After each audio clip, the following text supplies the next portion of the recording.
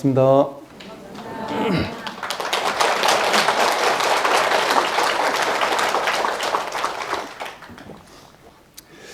이제 아마 우리가 모인 이유가 보면 전부 다 이제 괴로움의 문제를 어떻게 하면 좀 해결할 수 있을까?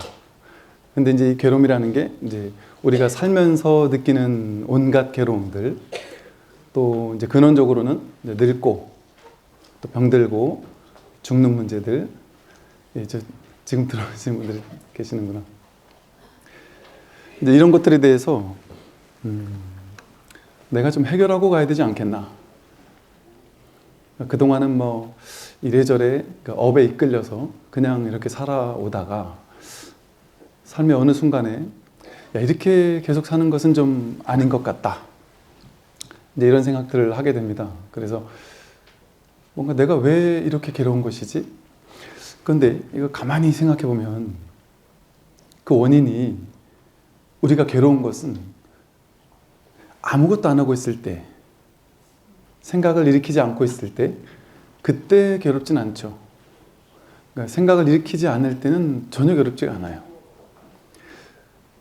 그러니까 깊은 잠에 빠져가지고 꿈도 안 꾸고 있는 깊은 잠에서 괴롭다라는 사람이 아무도 없잖아요. 왜냐하면 깊은 잠에서 꿈도 안 꾸고 있을 때는 생각, 분별이 움직이지 않으니까 아예 괴로울 수가 없어요. 그래서 어떤 병원에서는 그런다고 들었습니다.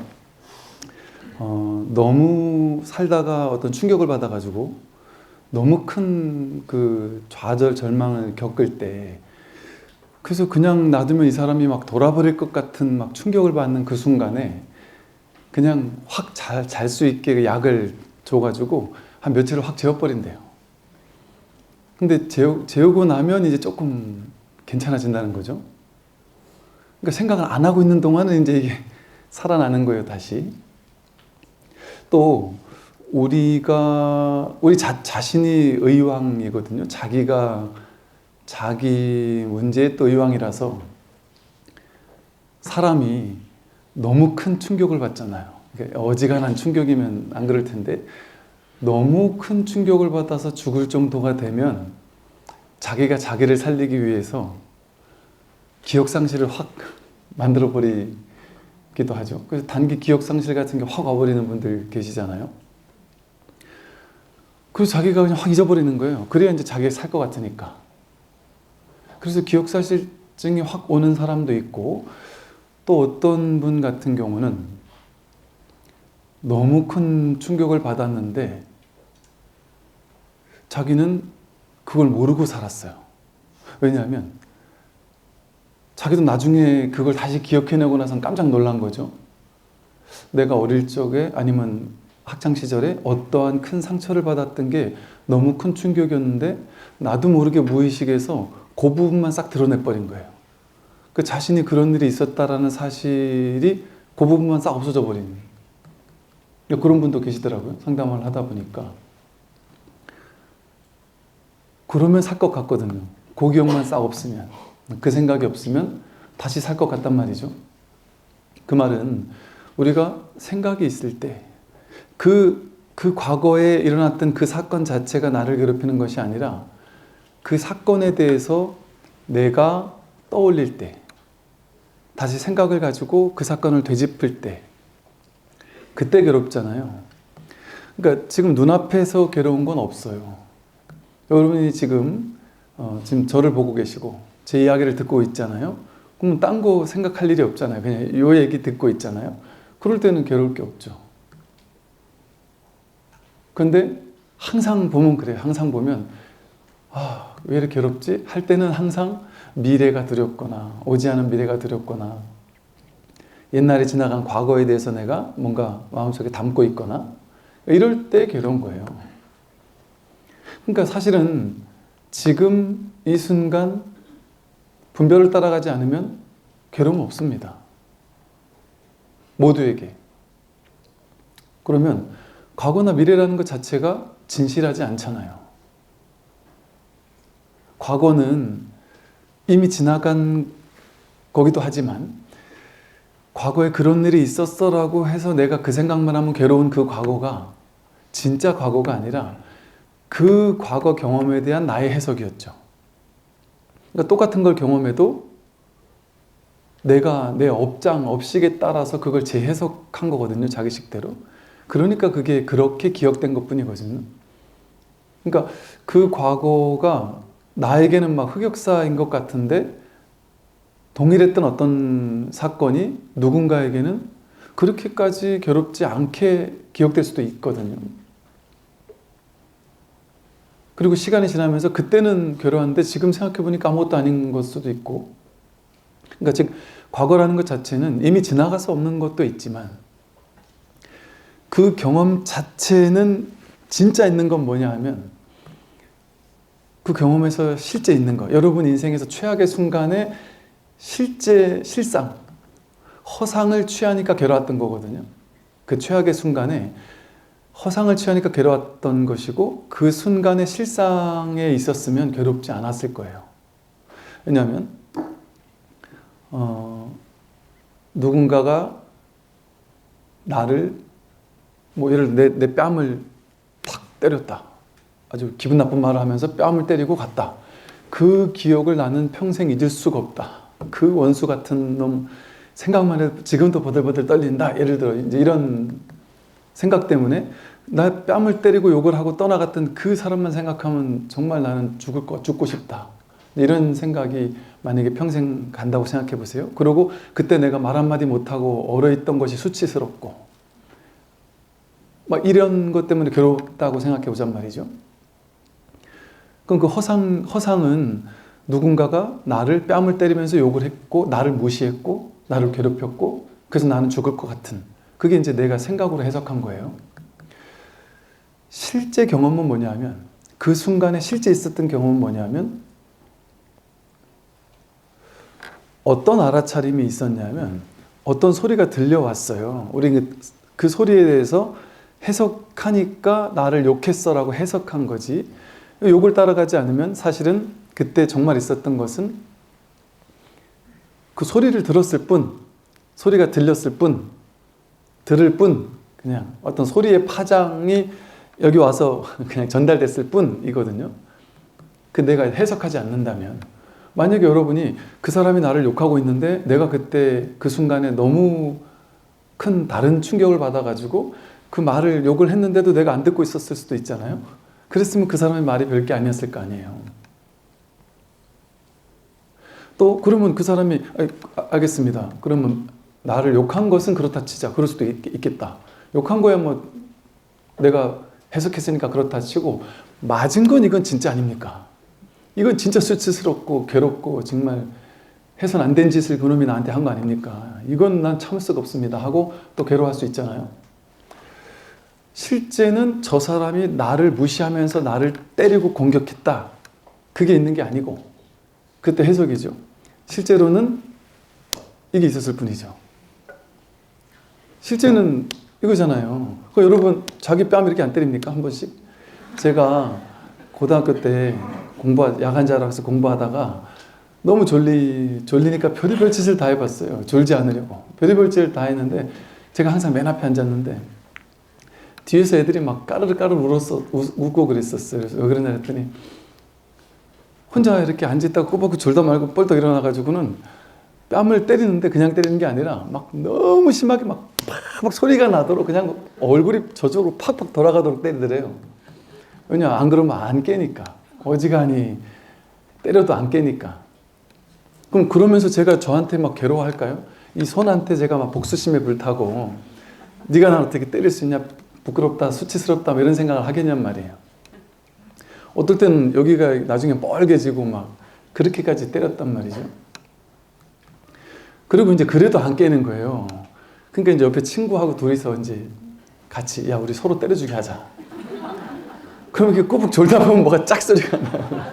내도맞고 뭐 그랬던 기억이 있단 말이에요. 그 친구랑 참 지금도 이렇게 참 생각하면 되게 따뜻했던, 좋았던, 시큰 얻어맞았는데 제일 따뜻했던 친구로 기억되고 있어요. 근데 나중에 때로는 너무 무방비 상태에서 들어오면 막 화도 나지만 뭐 그때뿐인 거죠. 그래서 이제 서로 이제 빨리 졸아라 하고 그랬던 기억이 나거든요. 그럼 분명히 그때 서로 때리고 맞았단 말이에요. 근데 전혀 스트레스럽지 않단 말이에요. 아름답고 예뻤던 기억이지. 그러니까 이게 맞았다라는 것 자체가 수치스럽다, 괴롭다, 그건 아니죠. 내가 그렇게 해석한 것이죠. 실제로 우리 삶에 일어나는 모든 것은 이와 같이 어떤 알아차림 아닌가요? 항상 뿐이에요. 들을 뿐, 볼 뿐, 접촉, 감촉을 느낄 뿐, 알아차릴 뿐. 항상 이 알아차릴 뿐이에요, 뿐. 거기 해석, 분별, 판단을 따라가지 않으면 우리 삶에는 늘 그런 일이 일어나요. 실제 팔이 잘리면 아픈 건 실제인데요 이렇게 생각하지만 팔이 잘리면 아프다라는 게 실제가 아니더라는 걸 제가 군에 있으면서 알게 된 게, 군에서 전쟁이 나가지고 폭탄이 터져서 팔이 찢어지고 갈라지고 살이 다 찢어지고 해도 그 전쟁 상태에서는 그걸 모르고 있다는 거죠. 나중에 어느 정도 포탄 소리가 끊어지고 나서 나중에 보니까 내 몸 한쪽이 없어지고 이런 경우가 많다는 거예요. 아파도 아픈 걸 모를 수 있거든요. 맞았어도 아픈 줄도 모를 수 있어요. 제가 학교 다닐 때 그 태권도 이렇게 대회를 좀 나가본 적이 있었는데, 태권도 대회 하는 그 3분 3회전 그 기간 안에는 아무리 터져도 아픈 줄을 몰라요, 별로. 그런 이제 경기 다 끝나고 나서 나중에 이제 여기저기가 아프지, 그때는 아프지 않을 뿐 아니라 내가 이기고 있는 경험 속에서는 아무리 맞아도 안 아파요. 기쁘지. 맞아도 기뻐요. 아픈 걸 잘 모르겠더란 말이죠. 이와 같이 실제 우리 삶에 일어나는 경험을, 실상을 보면, 있는 그대로를 있는 그대로 보면, 있는 그대로를 있는 그대로 본다는 것은 생각, 해석, 판단을 가지고 그걸 재해석해서 보지 않는다는 거예요. 그게 정견입니다.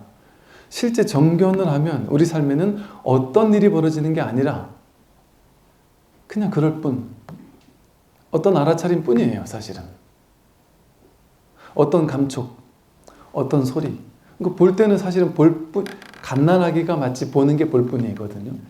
갓난아기는 저 사람은 내 아빠고 내 엄마고 나랑 친한 사람이고 친하지 않은 사람이고, 저 사람은 못생겼고 잘생겼고 이런 분별이 없잖아요. 나이가 많고 적고도 없잖아요.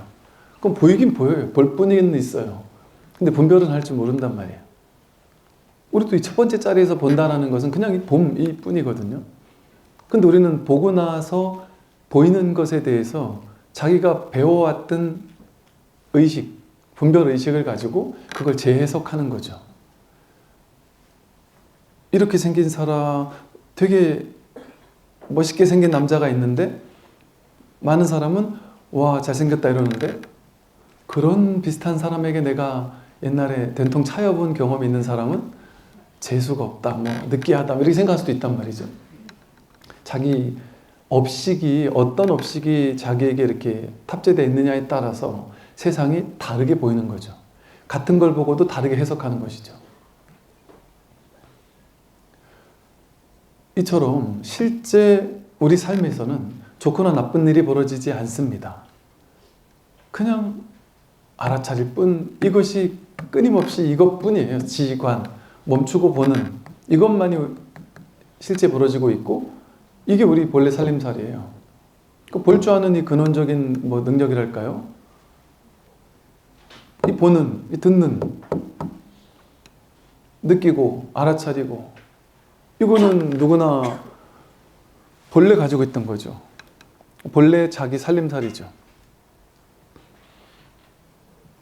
우리 이 살림살이에서는 하나도 부족한 게 없습니다. 본래부터 가지고 온 것이라서. 그런데 이제 살아오면서 우리가 어마무시한 이 현실 속에서, 삶 속에서 맞고 틀리고 옳고 그르고 좋고 나쁘고 하는 온갖 것들을 배워 익힌 거예요. 배워 익힌 것. 그러니까 역사를 보면 어떤 같은 행동이 어느 나라에선 좋은 행동인데 어느 나라에선 나쁜 행동일 수 있고요. 어느 시대에는 좋은 행동인데 어느 시대에는 나쁜 행동일 수 있고요. 한 여자가 두 남자를 데리고 산다. 이게 우리나라에서는 나쁜 행동이지만 어느 나라에서는 그게 정당한 것일 수도 있고, 일처다부제, 일부 다처제가 아무 문제 없을 수도 있죠. 도대체 어느 것이 옳고 어느 것이 그르다라고 정해진 게 있겠느냐 말이에요. 지금은 남편이 바람을 피면 막 그냥 내 인생 끝장나는 것처럼 이제 네 죽고 나 죽자 하면서 인생 완전 끝이잖아요. 죽고 싶은 괴로움이 생길 수 있잖아요. 근데 여러분이 만약에 왕비나 후궁으로 들어갔다 하면은 뭐 남편이 여자 뭐 10명, 20명을 데리고 있든 뭐 옛날 같은 또 어떤 무슨 뭐 호족 이런 세력을 규합하기 위해서는 다 호족의 여인들과 또 다 결혼을 막 해야 되고, 그럼 뭐 그러려니 하고 들어가니까 아무 문제 없을 거 아니에요. 이 남자가 나 말고 수없이 많은 여자를 데리고 살든 말든 상관없을 거 아니에요. 그거 알고도 결혼할 수 있을 거 아니겠어요. 예를 들면 같은 행동이 어떨 때는 내 생각 분별이 어떨 때는 막 인생의 최악의 괴로움인데 어떨 때는 어떤 상황에서는 아무것도 아닌 일이 되는 거예요. 내가 죽고 싶을 만큼 괴로운 문제가 어느 인연 속에서는, 어느 상황 속에서는 전혀 괴로움이 아닌 것이 될 수도 있고, 어떤 상황에서는 죽을 것 같은 괴로움이 될 수도 있단 말이죠. 그걸 누가 만드느냐? 자기가 만들었죠. 우리는 본래 여기 이제 나오는데요. 이걸 보면서 좀 말씀드릴게요. 이제 오늘 증도가 부분이 절학무의 한도인은 부재망상 불구진이다. 그래서 되게 유명한 구절이에요. 뭐 교재는 없어도 돼요. 뭐 많이 나가지도 않고, 배움을 끊고 이게 배움을 끊었다. 이게 배움을 끊었다 이런 소리를 하거든요. 그러니까 이 공부를 하게 되면 배울 게 없단 말이에요. 이제 이 공부는 이 자기 성품 한번 확인하고 이 자리에 대한 감이 딱 생기고 나면 배워야 될 건 없어요. 그리고 이 자리에 대한 감이 없는 사람도 내가 배울 건 없어요. 배워서 익혀야 될 건 없습니다. 암기해야 될 것도 없고, 기억해야 될 것도 없고, 뭐 밑줄 칠 것도 없고, 예습할 것도 없고, 복습할 것도 없고, 그냥 들을 때 그냥 그때뿐, 이렇게 하는 게 제일 잘하는 공부거든요. 내가 오늘 월요일날 강의 가기 전에 예습해야지, 읽어봐야지, 그러지 않는 게 좋단 말이에요. 끝나고 집에 가서 내가 오늘 한 거 복습해야지 막 되새기고 이럴 필요 없단 말이죠. 공부 잘못하고 있는 거예요. 그냥 들을 때 그때 그냥 딱 집중해 들으면 되지. 이건 배워 익히는 게 아니에요. 분별의식을 늘려나가는 공부가 아니란 말이죠. 지식을 더 많이 늘리는 것 가지고는 공부한다고 할 수가 없어요. 그러니까 불교대학 가서 뭐 많은 공부를 하고 불교적 지식을 많이 늘릴 수 있겠죠. 근데 그거는 그냥 분별의 공부란 말이에요. 그래서 신기한 게 불교대학을 어떤 분들은 뭐 이절 불교대학, 저절 불교대학 뭐 우리나라 서울 분들은 보니까 불교대학 나왔다는 분들이 옛날간 그랬어요. 한 3분의 1, 4분의 1은 능인선언 불교대학 안 나온 사람 하나도 찾을 수 없고, 왜냐면 뭐 한 해에 뭐 그 불교대학 뭐 3,000명씩 졸업했다는 얘기를 들었으니까 2,000명씩 막 이래. 그럼 불교대학을 3개, 4개, 5개 나온 분도 계시는데, 나는 불교대학을 3개를 나왔고 30년을 절에 다니고 신행생활을 했고 신묘장구대단에 수만독을 했고 불공 참석한 것만 해도 몇 년이고 몇십 년이고 백중 뭐 동지 참석한 것만도 내가 몇 번을 헤아릴 수 없고 참선을 내가 10년을 했고 연불 독경 뭐 금강경 독송 뭐 수백 수천 독을 했다. 그런 사람하고 나는 지난주에 처음 법문 들으러 왔다 하는 사람하고 다를 게 없어요. 이 공부는. 이게 배우는 공부가 아니라서. 배워 익히고 갈고 닦는 공부가 아니라서. 그러면 그렇게 공부한 게 도움이 하나도 안 되느냐? 공부가 될 수도 있어요. 그렇게 공부했던 게 공부가 될 수도 있고 또 그렇게 기도하고 연불하고 독경하고 수행했던 것이 내 업장을 어느 정도 가볍게 해줬을 그 확률이 또 상당히 있어요. 그런 좋은 측면들이 있어요. 그래서 상당히 도움이 되어서 그런 선근 공덕이 쌓이고 쌓여서 지금 이 법문을 들었을 때 뭔가 내가 들을 귀가 열리는 그런 공부를 해나가는 사람이 있습니다. 어떤 사람은. 그분은 이제 업장을 조금씩 녹이고 내가 정말 들을 귀가 조금 열리고 옛날엔 전혀 안 들리던 말이 좀 더 공부하다 보니까 요만큼 들리고 요만큼 들리고 요만큼 들리기를 20년 30년 동안 조금 차근차근 단계 아닌 단계를 밟아오다 보니까 지금의 이런 법문을 들어도 내가 이제 이게 들리는구나 이런 식의 공부를 해온 사람도 있습니다. 그런 분도 나름 공부를 잘해 오신 분일 거예요. 왜냐하면 그런 분, 오래 공부했던 분들 중에 이게 최악의 경우는 오래 공부한 사람이 더 공부가 안 되고 지금 막 시작한 사람이 공부가 훨씬 잘 되는 경우가 있어요. 그런 경우는 어떤 경우냐면 예를 들면 여러분은 그런 경우가 잘 아닐 확률이 높아요. 일반 신도님들은 그러진 않을 확률이 높고 많이 공부할수록 공부가 더 안 되는 경우는 누구냐면 예를 들면 이것도 예예요. 그냥 스님들 같은 사람, 여러분이 스님들처럼 공부하는 사람. 그러니까 쉽게 말해서 내 공부가 있는 거예요. 내가 그 공부를 쥐고 있는 거예요. 내가 아는 게 있는 거예요. 이 아는 거에 대한 어떤 막 그냥 고집도 있고 이런 말들이 있어요. 스님들이 모이면 이 공부에 대한 얘기, 법에 대한 얘기, 도에 대한 얘기, 도반이니까 늘 법담 나누고 살 것 같잖아요. 법담이 제일 없는 곳이 선방이고 스님들 사이다 이런 얘기가 있는 게 이게 여러분들은 법담 나누는 게 뭐 이 일 저 일 온갖 세상사 일도 해야 되지만 그 양념처럼 법문 얘기도 하잖아요. 근데 스님들한테는 법이 전부잖아요. 그러니까 나와 틀린 얘기 누가 했다가 이건 끝장나는 거예요. 내 인생을 걸고 싸울 수도 있고 내 법이 잘못됐다, 내 공부가 잘못됐다는 얘기 들으면 그냥 죽자 사자 달려들 수도 있고 예를 든다면 그게 이제 좋은 쪽으로 작용할 수도 있고 왜냐하면 그렇게 30년, 40년 공부한 스님들이라도 진짜 내가 법만, 바른 법만 만난다면 내가 법납 30년, 40년 나는 상관없다. 지금 막 들어온 행자한테도 난 배울 거다. 그런 자세로 공부하는 스님들이 많거든요. 그런 분들 같으면 그 공부했던 게 다 공덕이 되는 거예요. 그런데 이제 상을 가지고, 공부에 대한 상을 가지고 공부한 사람, 출가자, 제가자 할 것 없이 불교는 이런 거다. 내가 불교를 많이 안다. 그러니까 뭐 포교사, 뭐 불교대학 강사 이런 거 뭐 예를 들어 한다든지 내가 이 절에 30년 다녔어. 이런 식으로 상을 가지고 공부한 사람은 오히려 공부가 거꾸로 가기가 쉬워요. 법에 대한 상을 자꾸 쥐고 있었고 그 상을 절대 놓을 마음이 없는 거예요. 나는 이렇게 오래 공부한 사람이고 너희들은 이제 막 들어온 사람이지 하고 이렇게 얕보는 그런 마음들이 있는 분들도 계시잖아요. 내가 절에 오래 다녔다 하는 그 구력을 가지고 뭔가 모르게 이렇게 좀 이런 분들이 계신단 말이에요. 상을 절에 가도 그런 분들이 가끔 계시잖아요. 그죠? 오래 다닌 거 가지고 뭔가 이렇게 권인인 것처럼 그런 마음을 가지면 공부가 안 되는 거예요. 그건 공부를 안 하고 있던 거예요.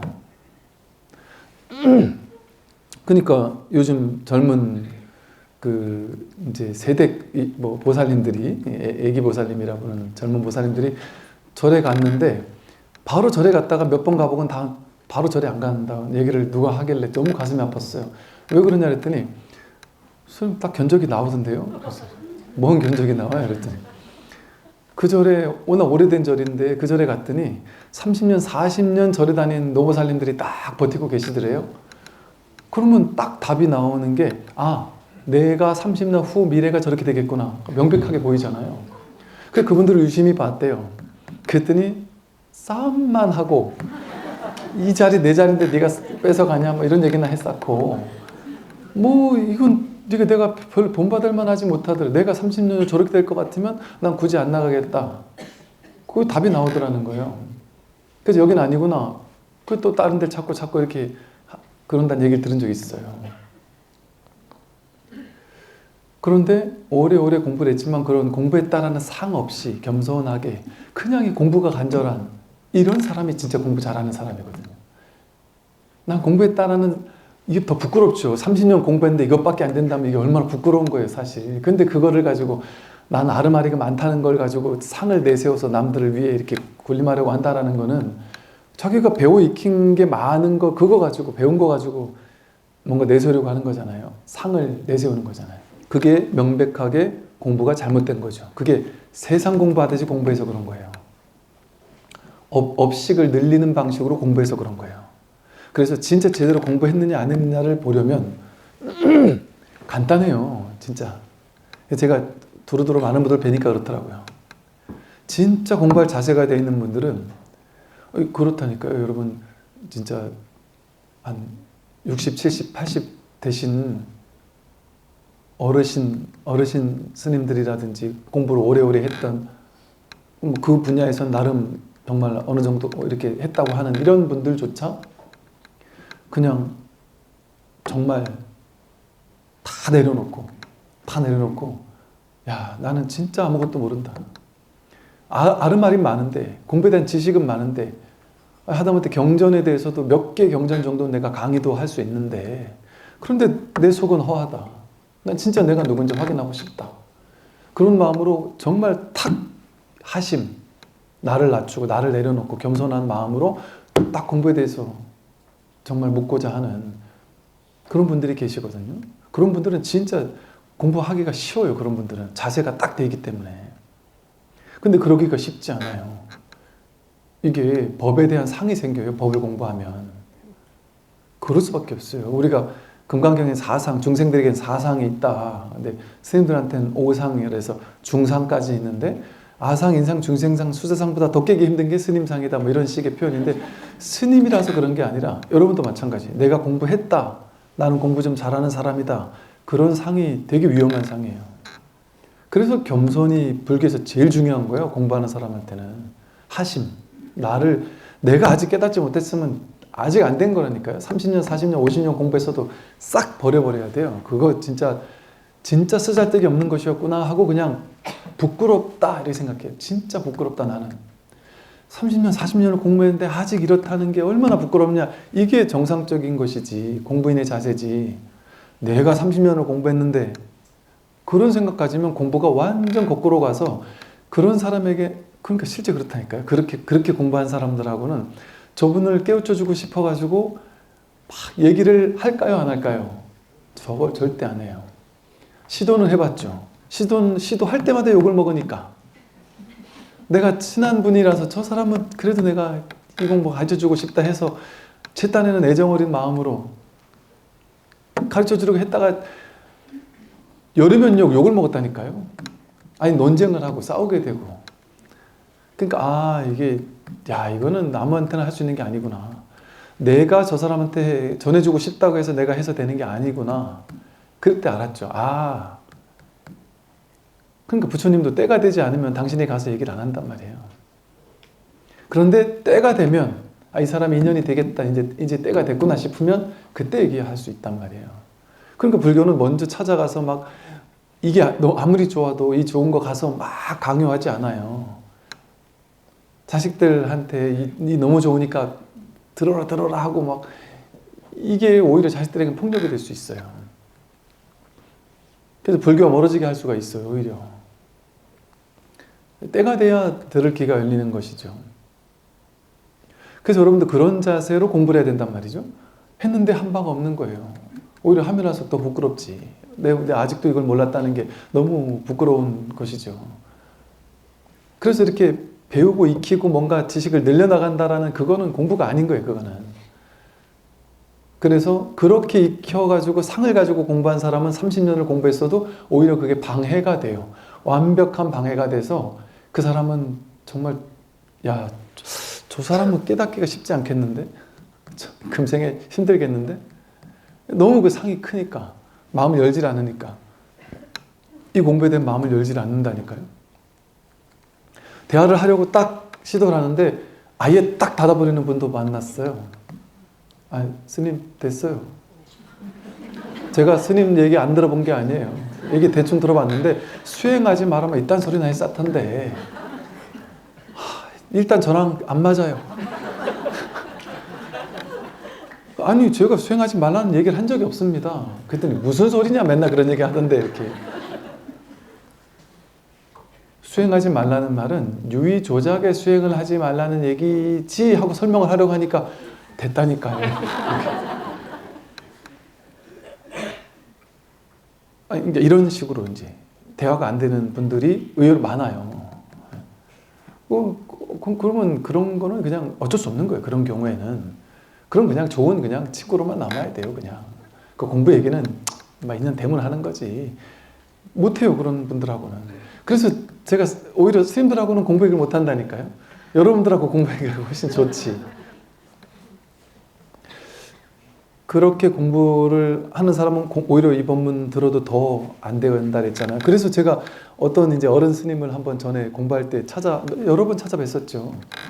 많이 찾아뵌 적이 있었는데 그 어른 스님도 저한테 근데 선방 중이야? 그래서 아닙니다. 저 선방 중 아닙니다. 이랬더니 그럼 뭐 하는 놈이야? 그래서 이렇게 저렇게 군에 있고 좀 하니까 그러면 이래저래 물어보더니 그럼 대화가 되겠네 하면서 이 얘기를 한 적이 있었거든요. 왜 그러셨습니까? 그랬더니 선방 다닌다는 스님이 찾아와서 몇 번을 막 내 딴에는 애절한 마음으로 막 알려줬는데 내 앞에서 이렇게 이러는 놈들도 있었고 하면서 또 어떤 사람은 그렇게 애정을 가지고 얘기해 줬건만 어디 또 돌아가가지고는 자기 도반들한테 막 그렇게 욕을 했었더라고. 그러면서 이게 준비가 안 된 사람한테는 이것이 이게 잘못 받아들여져 가지고 오히려 공부할 사람도 못하게 만들 수도 있겠구나. 그래서 이제 거량을 해보고 이야기를 나눠보고서 이게 좀 공부를 같이 얘기할 사람인가 아닌가를 먼저 본다는 얘기를 하시는데 그 말이 이해가 안 간단 말이죠. 그래서 그런 사람보다는 차라리 일주일 전에 지금 공부 시작한 사람이 더 빠를 수 있다니까요. 여러분들 생각에는 타종교인들도 은근히 많이 계셔요. 근데 타종교인들이 와서 공부해봐야 나보다 한참 늦겠지 생각하잖아요. 훨씬 빠를 수도 있어요. 왜냐하면 타종교인들은 아예 불교가 뭔지를 모르잖아요. 그러니까 모르는 마음으로 딱 처음 들은 법문이 이 선법문 처음 들은 게 이 법문 들은 사람은 불교가 이런 건가 보다 하고 불교에 대한 선입견이 없으니까 불교가 이런 거였어 하고 놀라운 정도가 아니에요. 막 충격 어떻게 이런 공부가 있을 수 있었느냐 하면서 정말 놀라움을 금치 못하고 듣거든요. 그러니까 이게 듣다가 소화가 안 되는 거 옛날 불교가 이런 건데 하고 정해놨던 게 없으니까 그거를 깨는 시간이 필요하지 않은 거예요. 그러니까 쑥쑥 빨려 들어가는 거예요. 말을 하면 스펀지처럼 막 다 소화를 해버리는 사람들이 있단 말이죠. 그런 사람들이 훨씬 빠를 수가 있단 말이에요. 근데 불교 공부를 오래 한 사람들은 이제 여러분들 중에도 불교 공부 오래 하신 분들은 이제 두 가지일 거예요. 재는 분들 중에 요런 점은 맞는 말 같은데 아직도 소화 안 되는 말, 아직도 기존 불교의 어떤 문턱에서 저 스님 말이 이게 도저히 내가 소화가 안 되는 말이 있어요. 그런 분들 오래오래 듣다 보면 하나하나 소화가 돼서 이제는 내가 좀 들을 기가 열렸네 하면서 슬슬 가까이 오는 분도 계시고 또 어떤 분들은 아예 이렇게 들어오는 거예요. 어차피 내가 불교는 많이 아는데 어차피 난 깨닫지 못했어. 나 불교는 많이 알지만 깨닫지 못했어. 그러면 모르는 거야. 나는 모르는 거야. 그러니까 그냥 나는 모른다는 마음으로 저 사람이 나한테 내 생각과 틀린 말을 해도 내가 틀렸어. 그게 믿고 들어가는 거예요, 그냥. 내가 이해가 될 때까지 나는 기다릴 거야. 이렇게 하면은 기다리면 돼요. 그럼 시간이 좀 걸릴 것이고. 나는 모르는데 저 사람이 하는 말이 내가 도저히 이해가 안 된다? 그럼 내가 모르는 거겠지. 이렇게 들어가면 빨라진단 말이에요. 빨라요. 내가 지금 당장 소화가 안 돼도 내가 모르는구나 하고 콱 막혀 있으면 돼요. 막혀 있으면 모르구나 하고 콱 막혀 있으면 그게 풀린다니까요.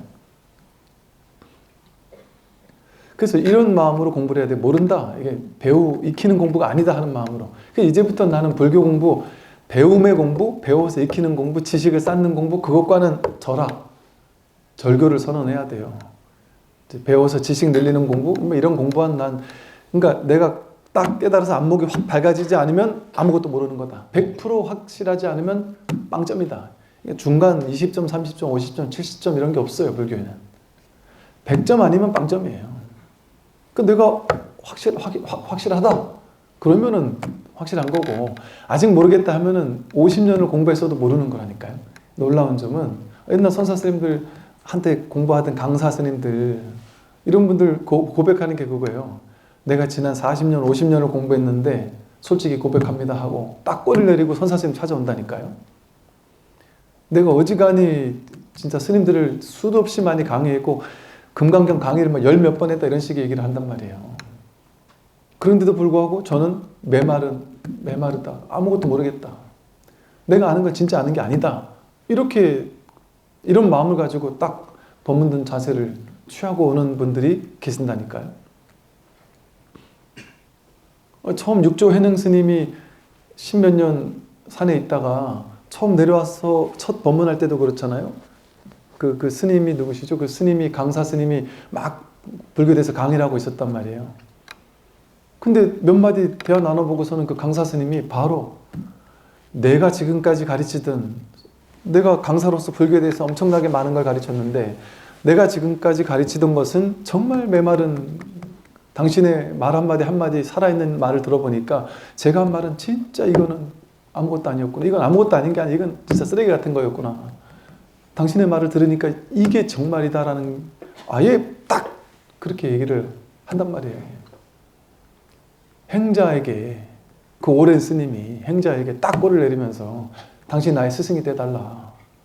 그리고 법은 세상법이니까 내가 당신의 계율의 스승이 되어서, 수계의 스승이 되어서 당신을 행자니까 스님이 되게 해드리겠습니다.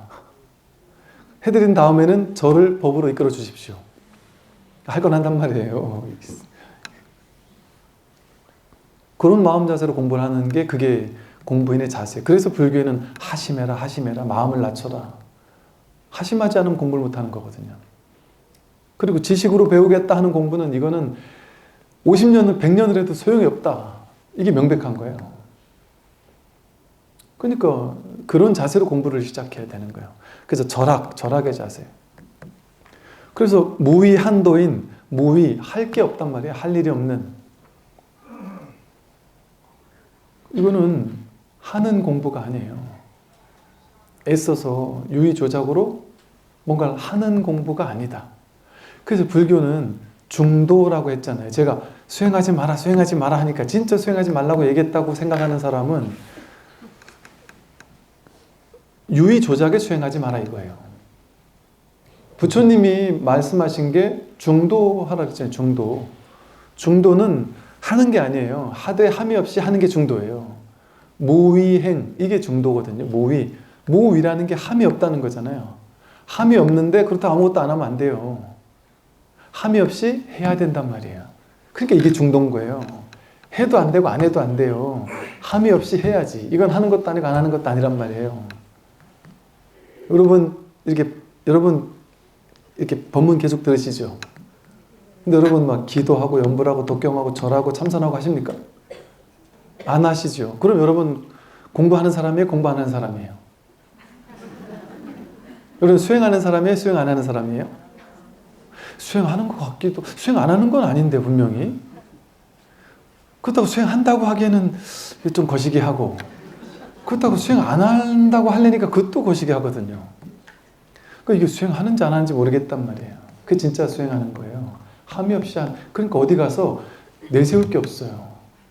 분명히 나는 수행을 하고 있는데 이 법문을 듣고 있잖아요. 뭔가 꽉 막혀서 정말 나도 확인하고 싶다라는 간절함이 있단 말이에요. 안욕따라 삼맥삼보리심이 있어요. 신심이 있어요. 이 공부에 대한 믿음이 있어요. 누구보다.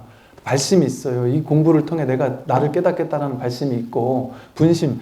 야, 도반들이 보니까 이렇게 많은 사람이 이 자리에 확인했다는데 나만 못했으니 이게 얼마나 창피한 일이냐. 분하다. 나도 빨리 공부하고 싶다. 이 분심이 있단 말이에요.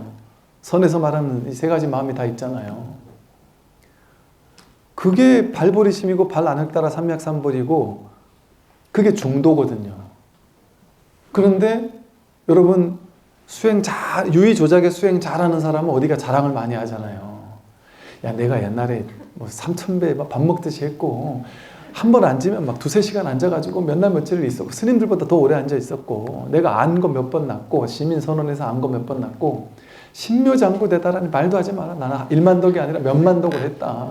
금강정 7독을 장잡으라 내지는 그 호기 합장하고서 내가 7독을 한 번 시작하면 내가 3시간 만을 그냥 내리 막 다 읽었다. 그 100읽기도 몇 번을 했다. 뭐 이런 식의 자랑할 게 많단 말이에요.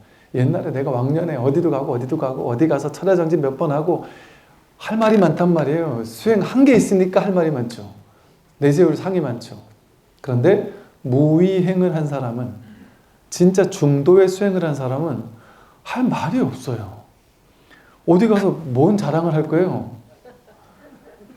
뭐 한 게 없는데, 뭐 답이 나온 게 없는데, 아직 빵점인데, 그 법문 처음 듣기 시작한 2년 전이나 1년 전이나 지금이나 똑같이 모르겠는데, 똑같이 빵점인데, 어디 가서 나 공부한단 말을 할 수 있습니까? 자랑할 수 있습니까? 자랑을 할 수가 없어요, 이 공부는. 한 게 없으니까. 하되 함이 없이 했기 때문에 분명히 안 한 건 아니에요. 이 공부가 쉽게 말하면 되고 있지 않은 건 아니란 말이에요. 근데 되고 있는지 안 되는지 1도 모르겠는 게 진짜 공부인 거예요. 여러분 딱 그렇지 않아요? 내가 지금 수행 잘하고 있는지 못하고 있는지도 모르겠어요. 이게 되고 있는 건지 안 되고 있는 건지도 모르겠단 말이에요. 깝깝하고 막막하고 되는 건지도 모르겠고 안 되는 건지도 모르겠고, 이게 도대체 이게 뭔 공부가 이런 게 다 있노 도대체. 이게 뭔 공부냐.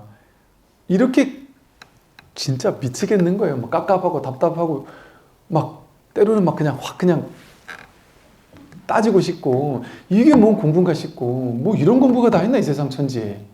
그런 생각 안 듭니까? 그런 생각이 든다니까요. 이게 세상 공부는 전부 다 진도가 나가잖아요. 그러니까 하면 한 만큼 뭔가 효과가 나타나잖아요.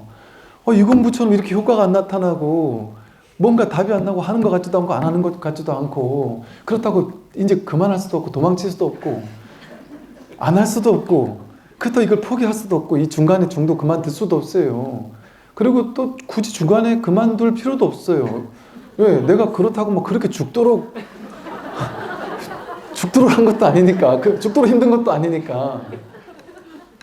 여러분 막 죽도록 힘들게 안 하잖아요. 그냥 이렇게 내가 듣고 싶을 때 법문 듣다가 또 이제 법문 듣다가 지겹다 싶으면 또 딴 일 하다가 집안 청소도 하고 뭐 이것저것 친구도 만나고 수다도 떨고 할 거 다 하고, 그러다가 뭔가 정신 딱 차릴 때 또 한 번 또 듣고 그러잖아요. 그렇게 해도 돼요. 그렇게 하면 안 되고 그냥 화두가 계속 들려있어야 돼 하는 게 이제 가나선의 방법이에요. 그렇게 하면 안 되고 그냥 일주일이든 2주일이든 밀어붙여야 돼 하는 게 가나선이에요. 그냥 화두 확 들어. 들리지도 않아도 어쨌든 뜰 앞에 잣나무 들고 밀어붙여 이렇게 하는 게 이제 가나선이란 말이에요. 그런데 그렇게 하다가는 때로는 이제 절에서 스승을 딱 모시고 제대로 하면 이제 효과가 있을 수 있죠. 그런데 이제 여러분처럼 집에서 그렇게 하다가는 조금 뭐 상기병이 오거나 심지어는 뭐 약간 정신적으로 좀 문제가 오는 사람들이 은근히 이상한 명상단체 가가지고 그런 사람들이 너무 많아요.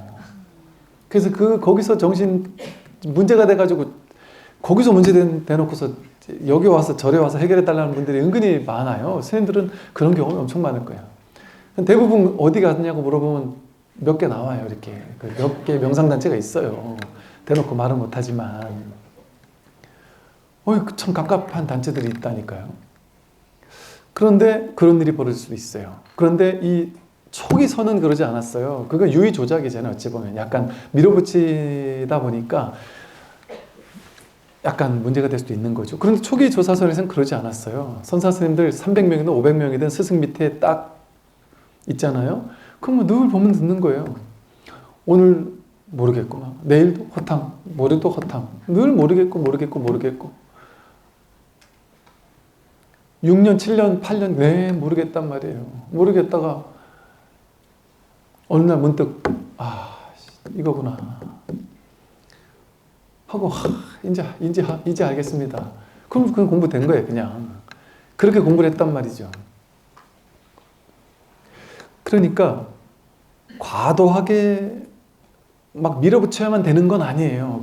그래야만 된다고 생각했던 건 우리 한국 불교가 가나선적인 전통 속에서 오래 있었다 보니까 가나선은 막 짧은 시간에 밀어붙이도록 했기 때문에 그게 정답이라고 느끼니까 그랬던 거예요. 그런데 선의 본래의 선, 초기 선은 그러지 않았어요. 그냥 행주자 어묵 동정간에 하는 거예요. 밥하고 빨래하고 설거지하고 자기 소인 보고 할 일 다 하면서 하는 거예요. 그러면서 그냥 틈틈이 나와서 법문 듣고 하면서 하는 거예요. 그래서 옛날 그런 선사 스님들도 매일 아침 저녁으로 20분 30분씩 법문 들었을 뿐이에요. 그냥 조참법회 뭐 만참법회 이래가지고. 그러니까 여러분이 그렇게 나 도저히 해도 죽을 것 같아서 못하겠다 이런 건 아니란 말이죠. 일상생활 할 거 하고 직장 다닐 거 다니고 자식 뒷바라지 할 거 하고 뭐 생활할 거 다 하고 그러면서 공부해도 된단 말이에요. 오히려 많은 사람들의 경우에 지금부터 일주일 동안, 2주일 동안, 아니 미얀마 같은 데 딱 가서 모기장 안에 딱 가둬놓고서는 지금부터 앉아서 확인해라, 찾아라, 이렇게 하면 공부 더 잘 될 것 같잖아요. 생각이 죽을 듯이. 그래서 이거 미얀마 가서 그 앉아 계시던 분들 하는 얘기가,